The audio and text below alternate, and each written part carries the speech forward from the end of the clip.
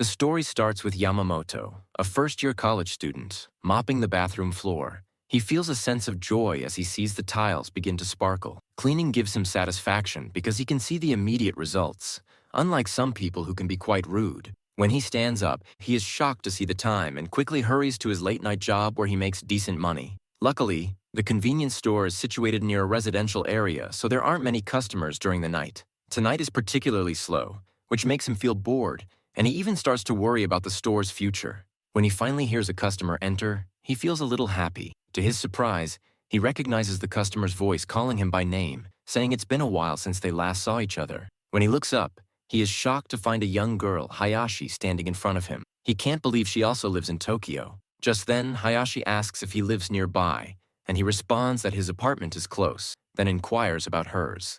She doesn't give a clear answer, so he asks which university she attends. This time, she tells him she is at K University, which really impresses Yamamoto. He's also surprised by how casually she speaks to him. In just 4 months since graduation, she seems so different. Something like this would have never occurred back in high school. This reminds him of high school when Hayashi was always in a bad mood. Even when he tried to help her, she would glare at him. Back then, she was very popular due to her looks and had many friends. The boys at school often confessed their feelings to her, but she rejected everyone, and Yamamoto even saw it happen once. At that time, he couldn't understand why everyone was so infatuated with her in school because of her attitude. Hayashi earned the nickname of the arrogant queen. Now that he is in front of her, he realizes there are no good memories tied to her. Just then, she lifts her arm to take something from him, and Yamamoto is shocked to see bruises on her arm. Hayashi quickly pulls her hand back and asks her what happened. When Yamamoto looks closely at her, he notices she is wearing long sleeves in this hot weather,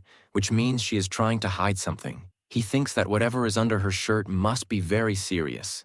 In his shock, Hayashi admits that her boyfriend did this to her. She goes on to explain that she lives with her boyfriend, and Yamamoto comments that she is moving too fast. His comment seems to irritate Hayashi, who tells him to stop talking so much. She suddenly starts to walk away while Yamamoto stands there, realizing he must have upset her. However, he is not surprised since she has always seemed to dislike him. He still can't figure out why she confided in him about her abusive boyfriend, which shows she has let her guard down a bit. Suddenly, it dawns on him that she might face more abuse if she goes back home. He calls her name and asks her to stay at his place tonight. When he makes the offer, she glares at him with anger, and Yamamoto quickly raises his hand in surrender, assuring her he won't do anything, as if she is still worried. He even offers her a spare key. Instead of going home, she should either stay at his place or talk to her parents about her situation. Hayashi suddenly responds that her parents have disowned her, because they were worried when she decided to move in with her boyfriend and cut her off. Because of that, she even dropped out of college. All this news is really surprising to Yamamoto,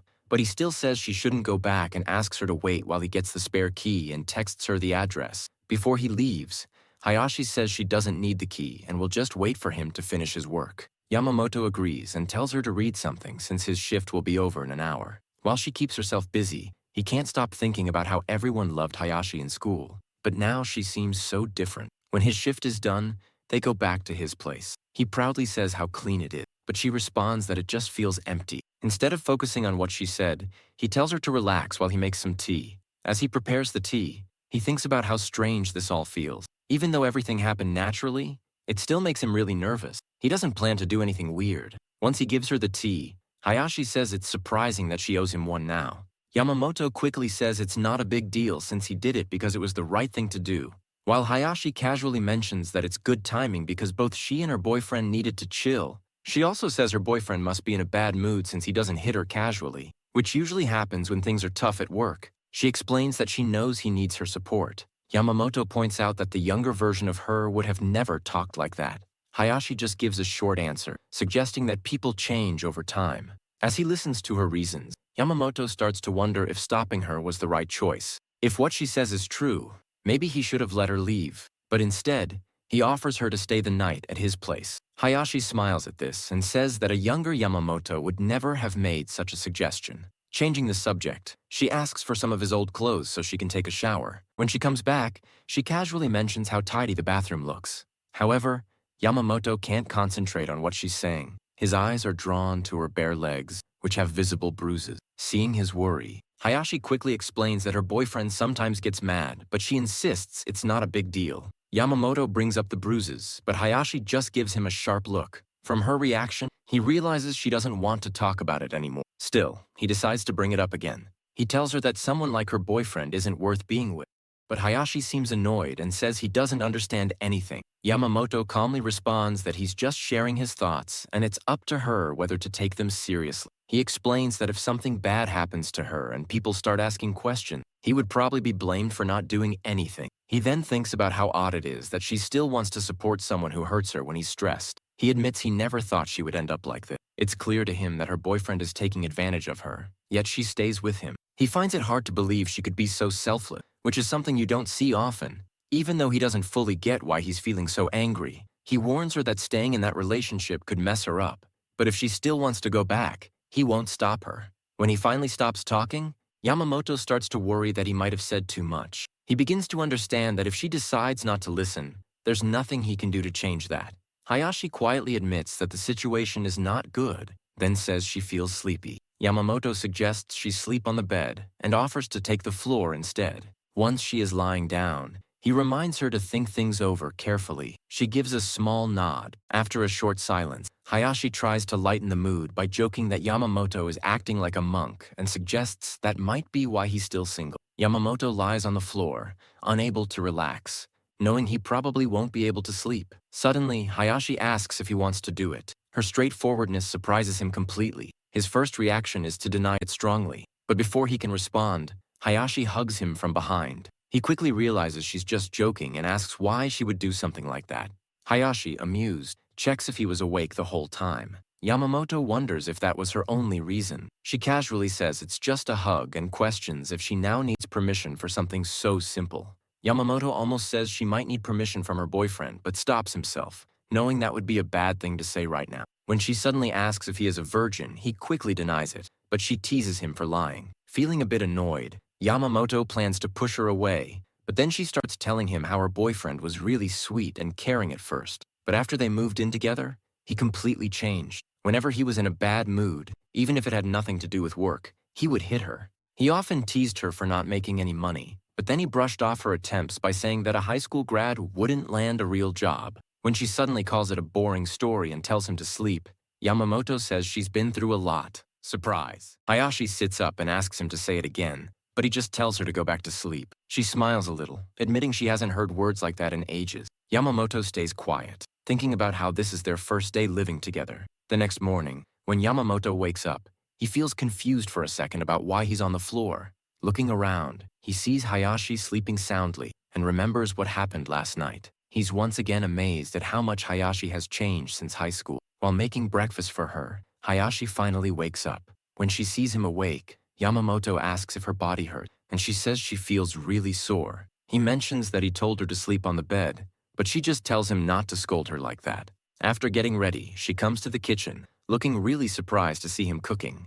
Yamamoto says he can cook a little and that the food will be ready soon. They sit at the table eating, and Hayashi thinks the food is really tasty. When he keeps using his phone at the table, she points out that it's rude. He quickly puts it down, remembering how he got used to it while living alone. After they finish eating, Hayashi sincerely thanks him for the yummy food. He replies that everything just tastes normal since he only followed the recipe on the box. Hearing that, she scolds him for ruining her compliments and offers to wash the dishes. He tries to stop her, saying she's a guest, but Hayashi insists that she wants to repay him for giving her a place to stay and food. She refuses all of his excuses and instead asks if he has any hair ties. Since he doesn't have any, he suggests giving her a rubber band. But when she gets annoyed by that, he says she can use plastic strings. Hayashi agrees and ties her hair up before she starts washing the dishes. While she is busy in the kitchen, Yamamoto keeps looking at her, thinking that she shouldn't be working while she's here. Once she finishes, they sit at a table to talk about what her next step should be. Yamamoto tells her that it's up to her to decide what she wants to do. Hayashi responds that she gets that, but she's worried about making the wrong choice. When he hears this, Yamamoto advises her to look at the situation objectively so she can make a better choice. He reassures her that if she examines the situation closely, she won't regret her decision. Hayashi disagrees, saying it's hard to see things objectively because emotions can get in the way sometimes. She's also annoyed by how confidently he said she wouldn't regret her choice. Yamamoto replies that it's not a big deal and adds that she will be okay. She still doesn't understand how he can say that, to which he responds that he's here for this reason. Noticing her confused look, He quickly clarifies that he means she isn't alone this time and can talk to him before making a decision. Hayashi finds it strange because he sounds really reliable right now. His frustration shows when he hears the compliment, and he quickly says he's just trying to make her see his point of view. Hayashi smiles at that, saying he's always like this instead of saying more. Yamamoto tells her they need to evaluate everything and that it must be tough for her, but she has to share everything with him. After his offer, she starts telling him everything from the beginning while sharing her story. She tries to make a few jokes to keep things light, but her story is really upsetting. He feels confused seeing her smile as Hayashi goes on to explain that her boyfriend wasn't always grumpy. After he hit her, he would say sorry and promise it wouldn't happen again. Yamamoto jumps in, saying that this kind of domestic violence always goes in a cycle. He explains that the person first uses violence, then feels bad about it, and after that, they get annoyed by everything. Hayashi is surprised by how much he knows, and Yamamoto says he looked it up online while she was busy in the kitchen. He then asks if she has told anyone else, and she says he is the first person to know. This really surprises him since she used to have a lot of friends, and he asks where her phone is. Hayashi says her boyfriend told her she doesn't need her phone. Yamamoto is trying hard to control his anger as he asks if her boyfriend broke it. She tells him that she lost all her contacts and couldn't even get a new phone.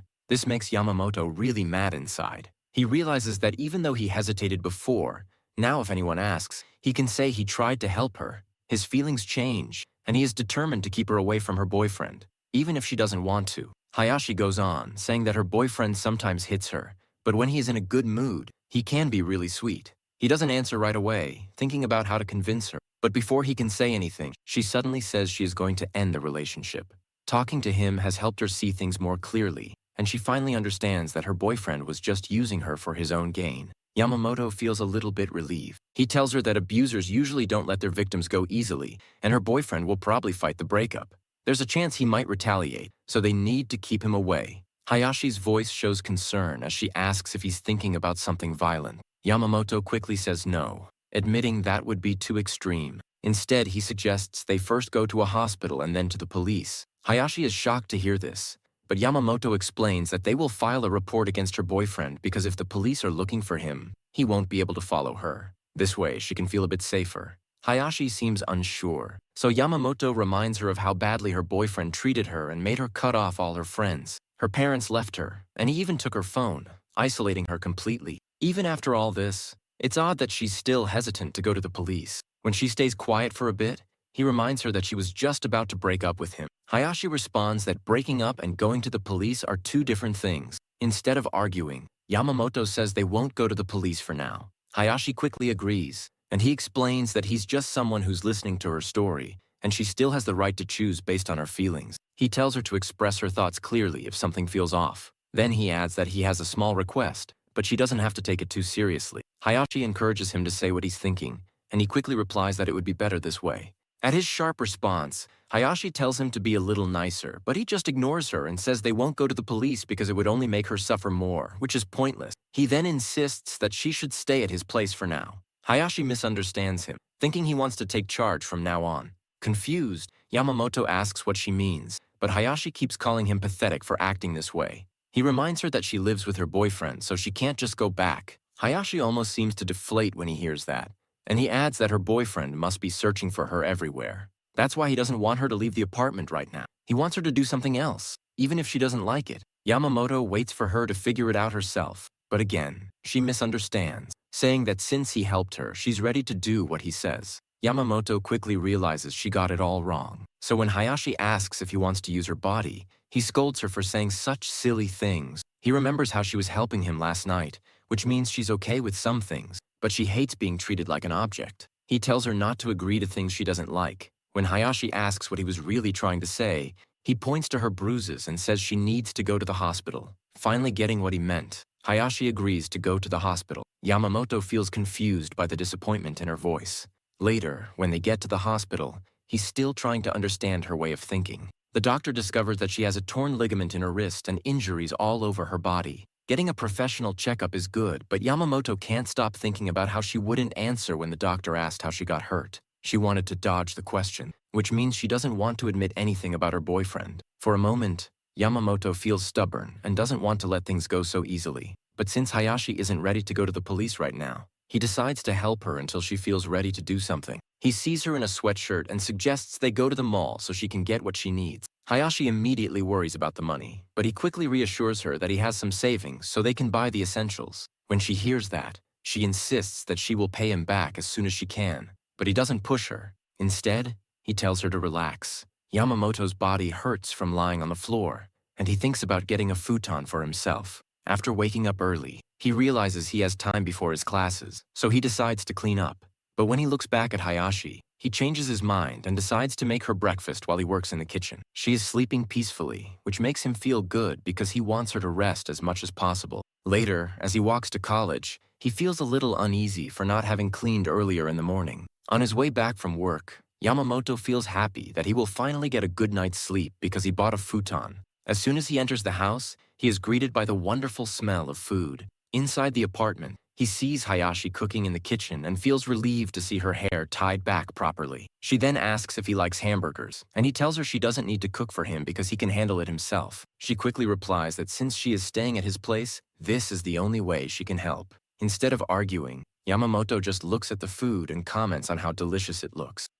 Once again, Hayashi asks him what he thinks about the hamburger, but he doesn't really give a clear answer. Still, she seems happy. While he is putting down everything he has, Hayashi mentions that she wants to talk about something after dinner. At that moment, he realizes he has never bought ground beef before. He doesn't say anything about it and just sits down to have dinner with her. After they finish eating, he offers to take care of the dishes. She argues that she needs to move around a bit, so she insists on doing the dishes instead. While Hayashi is washing the dishes, Yamamoto finally asks if she went out today, but it sounds really rude. He quickly realizes that he comes off as possessive, so he tries to fix it. He says he didn't mean it that way, but when Hayashi asks if he has a problem with it, he assures her that everything is fine. He adds that it's her choice to take his advice or not, but going out could lead to her running into her crazy ex, which is risky. Annoyed, Hayashi says he won't understand, and Yamamoto just agrees. Still upset, she yells that he shouldn't try to do that. For a while, there's silence in the apartment, and after finishing the dishes, Hayashi comes back and sits next to him, politely apologizing for being so stubborn. Yamamoto quickly admits that he messed up because he should have asked her about the groceries in the morning instead of doing it himself. He explains that he thought she would be okay with him handling it, but he really should have checked with her first. She simply says he doesn't need to apologize to her. Changing the subject, he asks how she managed to buy the beef, and she tells him that she still had some money left from her ex. She shares her worries about him getting mad at her for going out, so she just went to the supermarket instead. When she sees that Yamamoto seems troubled by what she said, she explains that her ex used to get angry about everything. If he was in a bad mood, he would find reasons to hit her. Even if she just took out the trash, he would yell at her for not asking him first. But when she tried to ask, he would say she didn't need to. The only time she felt peaceful with him was during meals because he was quiet then. That's why she decided to cook dinner for Yamamoto, thinking he wouldn't scold her if he was busy eating and she wouldn't get in trouble. After hearing her reason, he asks why she wants to go out so much, and Hayashi admits she actually wants a part-time job. For a moment, he is silent, but then he slowly says that getting a part-time job right now could be really risky. Hayashi kind of expected this answer. Then Yamamoto asks why she is in such a hurry to get a job. Looking really embarrassed, Hayashi explains that she doesn't want to be a burden to him. She already promised to pay him back, but she doesn't know when that will happen, and she worries that all his savings will be gone in just a few months. That's why she doesn't want to be a burden, and Yamamoto kindly says he understands her worries, but if something happens to her, it might be too late. Still not giving up, she argues that even if her ex finds her because of that, it's not a big deal since they have no other option. Yamamoto is super confused about what's going on in Hayashi's mind because she keeps saying they can't escape it. He thinks being careful is pretty simple since she just needs to stay inside until things calm down. He wishes she would agree with him, but the way she's willing to risk everything seems like she's hurting herself. He just doesn't get it. He wonders if she's doing this because of him. When he sees her bruised legs, he realizes she has been hurt both physically and mentally. Along with the beginnings of her struggles, she was also manipulated, which made the once strong queen start to act weak. It's only been 4 months since they graduated and just 3 months since university began. This means she met her ex even after that and started living with him not too long ago. He can't understand what kind of abuse she has faced to change so much in such a short time. Suddenly, he pulls something up on his phone and shows it to her. It's his bank statement where he has a good amount of savings. He explains that he has been saving money since high school. He started working part-time earlier, and since he doesn't have many things to buy, the amount grew quite large. Then he shows her his household budget. explaining that he gets money from both his scholarship and part-time jobs while his parents pay for the rent of this apartment. He admits that counting the scholarship as income is a bit tricky, but since he has been able to save everything, it makes sense. Even now, the only thing he really spends money on is food. He tells her that even if she wants to pay him back, he can still support her for a while. Explaining all of this means she doesn't need to work right now. Still not happy, Hayashi argues that this is his hard-earned money, to which Yamamoto replies that this is exactly why he wants to use it for her. She tells him again that he shouldn't spend his money on her, but he just says he has to. A little frustrated, she accuses him of lying, and when he says he isn't, she yells that he is a liar. After calming down a bit, she explains that he must be lying because she has nothing right now, and there's no reason for him to give her a place to stay. If he lets her stay, he could get into trouble because of her, so it wouldn't help him at all. Curling up, she says she has nothing left. Yamamoto finally realizes that the reason she wanted to find a job wasn't really for him. The truth is, she wanted to keep some of her dignity. After thinking it over, he finally says he has a reason for wanting her to stay. Again, she accuses him of lying, but he goes on to explain that while she is here, she helps with his housework. Even though he doesn't mind working at school and his part-time job, it all adds up, so having someone else do it is really helpful.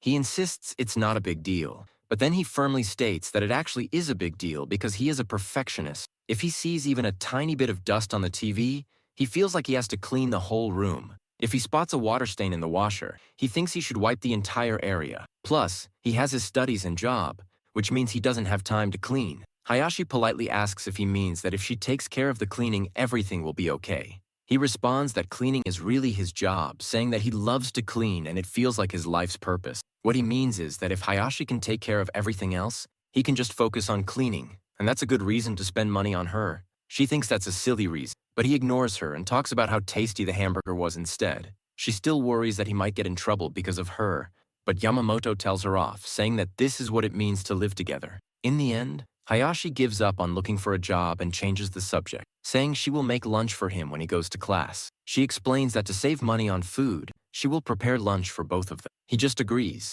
thinking it would definitely be cheaper than buying something from the cafeteria. After he agrees, she asks what his favorite dish is. The unexpected question makes his heart race a little.